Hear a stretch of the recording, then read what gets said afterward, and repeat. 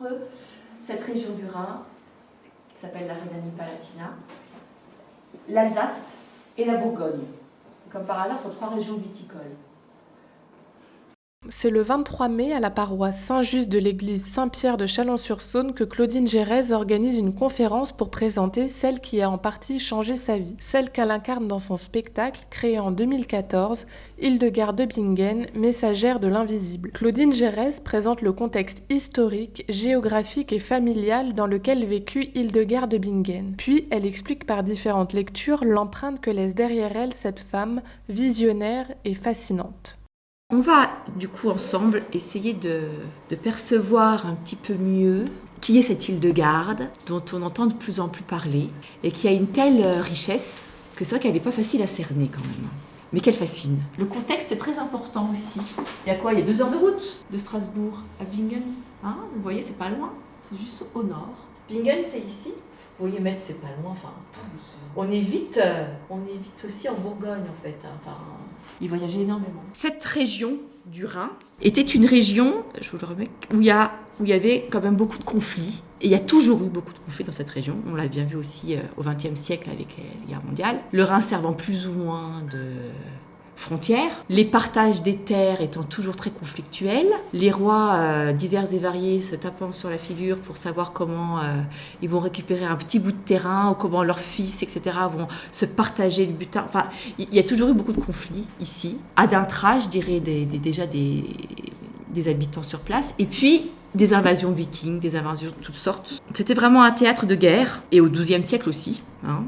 C'est ce partage de cette qu'on voit sur la carte a fait qu'effectivement il y a des correspondances importantes entre cette région du Rhin qui s'appelle la Rhénanie-Palatinat, l'Alsace et la Bourgogne.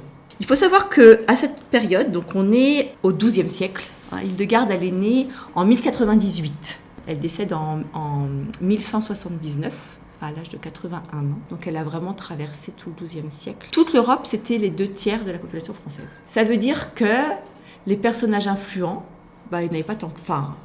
il y avait beaucoup moins de monde, forcément. Et donc les gens très importants, on pouvait les connaître assez facilement entre familles nobles, entre familles de toutes les influences européennes. Hildegard est issue d'une famille extrêmement noble, des familles les plus nobles qui existaient à l'époque dans toute l'Europe.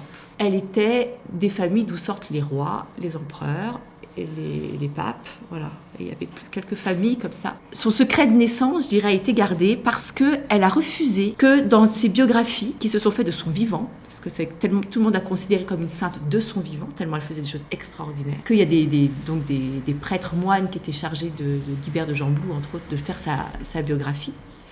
Et il y a un blanc dans le nom de ses parents. C'est qu'ils changeaient de nom quand ils changeaient de terre. Vous savez, c'était von Bingen, elle est de Bingen, mais en fait, elle n'est pas née à Bingen du tout. Donc, ça change de nom quand on s'établit à un endroit, on prend le nom du lieu où on est établi. Donc, pour faire les arbres généalogiques, c'est quand même pas très pratique. Et donc, on n'avait que les prénoms, et c'est d'ailleurs les prénoms qui aidaient à retrouver les gens plus facilement, parce qu'on mettait les mêmes prénoms un peu de père en fils. Voilà. Donc, quand on avait un prénom, on savait que ça venait de cette famille-là, parce que souvent, on donnait ces prénoms-là dans cette famille-là. Et c'était plus comme ça qu'on reconnaissait les familles, par les prénoms que par les noms de famille. Et sa mère, Hildegard, était pro-papiste. Et c'est en pleine querelle des investitures. Ça va être important parce que Hildegard va toujours chercher à concilier, en tout cas, à se placer en deçà ou au-delà du conflit qui a toujours opposé le pouvoir temporel et le pouvoir spirituel, l'empereur ou les rois de l'Église. Et elle avait sa mère, une famille pro-papiste, et son père pro-empereur. Et on va voir qu'elle naît aussi à une époque où les croyances alamanes, donc si on veut celtique de là-bas, les croyances alamanes sont encore très très vives. Et la foi chrétienne est aussi très vive. Et les deux cohabitent. On est au XIIe siècle, l'Inquisition commence au XIIIe siècle. On est encore dans cette période où pendant 1000 ans, l'Église et le monde celtique, je dirais, ont vécu en bonne entente, et ce qui nous a permis d'avoir toutes ces églises romanes qui utilisent les forces telluriques, les réseaux sacrés, enfin toutes les forces naturelles pour construire quelque chose qui a une puissance énergétique naturelle. Et Hildegard, elle est pétrie à la fois de toutes ces croyances qui proviennent de la nature, et de l'enseignement de l'Église. Et je crois que toute sa vie, ça a été un mélange des deux, j'ai envie de dire, et un savant équilibre entre la révélation chrétienne ou christique, si on veut, et ce contact avec la nature qui était extrêmement puissant chez elle. Maintenant qu'Hildegarde, elle commence à être quand même très à la mode, on va dire, dans beaucoup de milieux. Elle a commencé à l'être davantage dans les milieux, effectivement, qui sont proches des plantes, de la médecine, et voir des milieux qui sont proches de la nature et de la compréhension des énergies de la nature. Maintenant, elle devient beaucoup plus connue aussi dans le domaine de l'Église catholique. Eh bien, on se retrouve dans une espèce de guéguerre, je peux dire comme ça, où on a ceux qui sont les pro-nature qui disent non, mais elle n'est que ça, j'ai envie de dire, et puis les catholiques qui vont dire mais non, il faut faire attention, c'est vraiment une fille de l'Église, etc. Et on a cette querelle qui continue, que j'appelle la querelle de la séparation de la nature et de la grâce, de la matière et de l'esprit, qui est la tragédie de notre humanité, et que je crois que c'est ce qu'on cherche toute notre vie, à réconcilier notre corps avec notre esprit. Et ça a été, je crois, la quête d'Hildegarde toute sa vie, et de se retrouver, comme je vous disais aussi, dans cette scission permanente entre le pouvoir temporel de l'empereur et le pouvoir spirituel de l'Église. Et Hildegarde, c'est une femme de paix qui a passé donc toute sa vie à ne pas prendre parti pour l'un ou pour l'autre, à remettre chacun devant ses responsabilités, que celui qui s'occupe du pouvoir temporel le fasse avec discernement, et que celui qui s'occupe du pouvoir spirituel le fasse aussi avec discernement. Elle n'a pas pris parti, elle a envoyé des lettres salées, aussi bien aux empereurs qu'au pape, et pour dire la vérité. Et elle, c'était la vérité, point. Et effectivement, c'était une personne qui, on va le voir, qui avait des visions très jeunes et qui savait les choses. Il y a un proverbe qui dit « guerre en dehors, paix en dedans ». C'est-à-dire, ce qui s'est passé quand Hildegarde était toute petite, c'est qu'elle avait 3 ans à peu près. Elle a vu sans doute par la fenêtre du château, tous ces hommes d'armes dont faisait partie son père, qui partaient à la guerre. Et elle a entendu son père et d'autres, qui demandaient la paix de Dieu. C'est-à-dire qu'ils en avaient tellement assez, les nobles aussi, qu'il y ait toutes ces guerres en permanence, parce que ça mettait à feu et à sang les terres, bien sûr. Le peuple souffrait, c'était la famine permanente.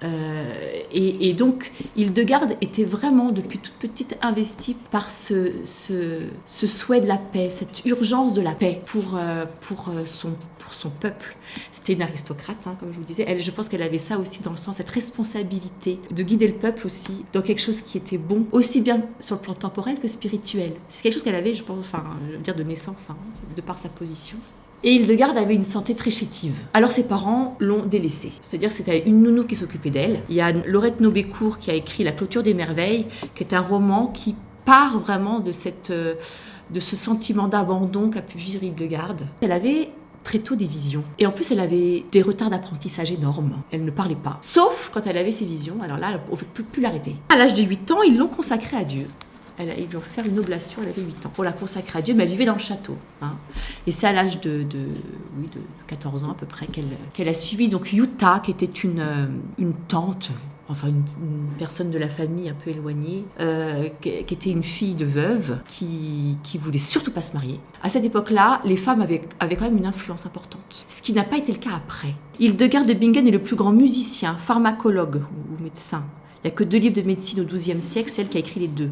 Et écrivain féminin de son siècle. En plus d'être la plus grande abbesse considérée sainte de son vivant et la femme la plus influente auprès de l'empereur et du pape. 4 tentatives de canonisation n'aboutissent pas. Mais le peuple la considère sainte et son nom est inscrit au martyrologe romain au XVIe siècle. En 2012, Benoît XVI étend son culte à l'Église universelle et la proclame docteur de l'Église, ce qui est la plus grande distinction pour les femmes dans l'Église. Le XIIIe siècle est marqué par un changement de mentalité, dont je vous parlais, il y a eu l'Inquisition, de style, de politique. L'influence de la femme sur la vie sociale est diminuée par les lois concernant la succession, la loi Sali. Donc les femmes n'avaient plus d'héritage. Les femmes étant moins importantes après, ça a aussi compté dans le fait qu'elle n'a pas été canonisée plus tôt.